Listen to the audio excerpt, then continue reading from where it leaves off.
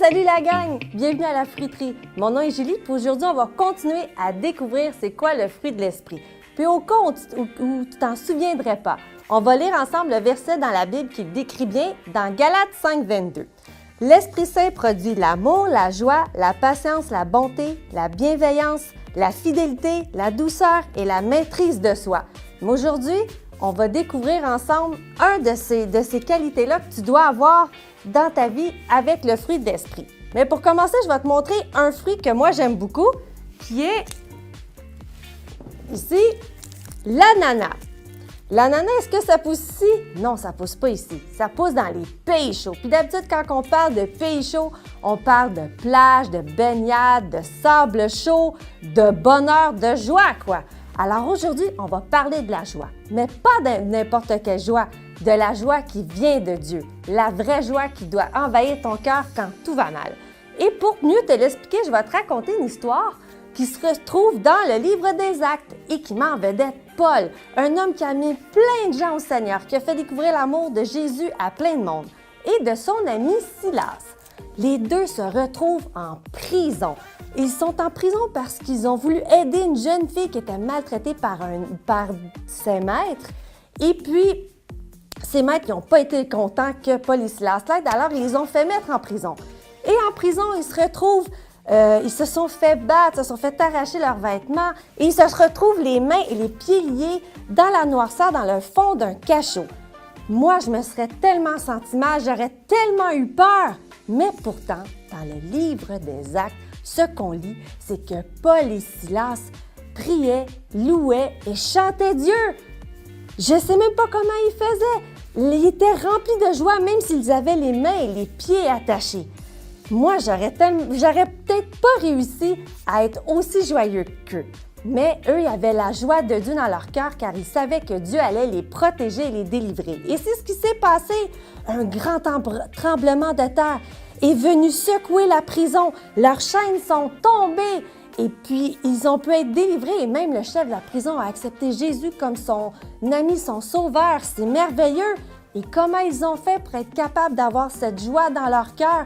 Eh bien, ils avaient une relation avec Dieu et toi, tu peux réussir à l'avoir. Tu peux rester connecté avec Dieu et c'est ce qui va t'aider à avoir cette joie qui vient de Dieu. Laisse-moi te montrer à quoi ressemble la joie qui envahit ton cœur. Attends un petit peu. Je reviens. Alors, ici, tu as une bouteille. La bouteille, c'est comme si c'était toi ou moi, d'accord? Et le ballon, c'est comme si c'était ton cœur.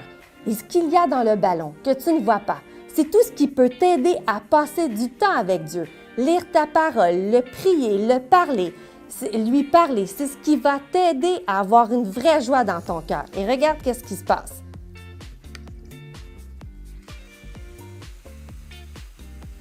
La joie de Dieu va envahir ton cœur si tu prends vraiment du temps avec lui. Alors, cette semaine, je te mets au défi vraiment de prendre du temps avec Dieu, de le prier, de lui parler, de lire dans sa parole. Ça peut être avec papa, maman, peu importe si tu veux être toute seule dans ta chambre, tu peux le faire de différentes façons.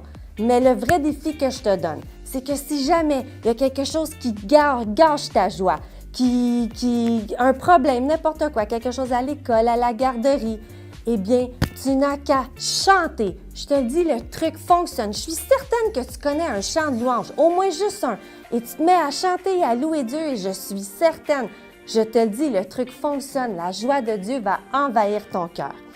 Et je veux, en terminant, te proposer un verset super facile à retenir. Tu le connais peut-être déjà. On le trouve dans le livre de Philippiens au chapitre 4 et au verset 4. C'est facile à retenir. Philippiens 4, 4. C'est écrit « Réjouissez-vous toujours dans le Seigneur ». Je le répète, réjouissez-vous.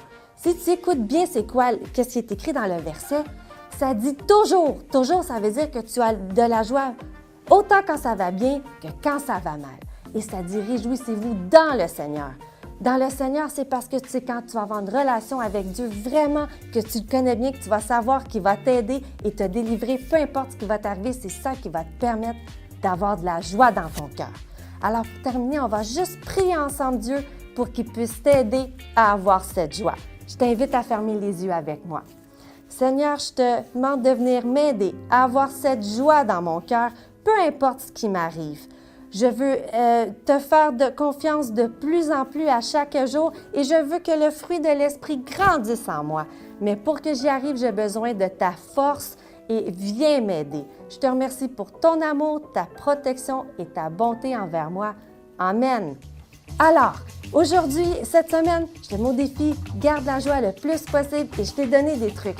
Lis ta Bible et prie et on se revoit la semaine prochaine pour découvrir encore plus sur le fruit de l'esprit. Ciao!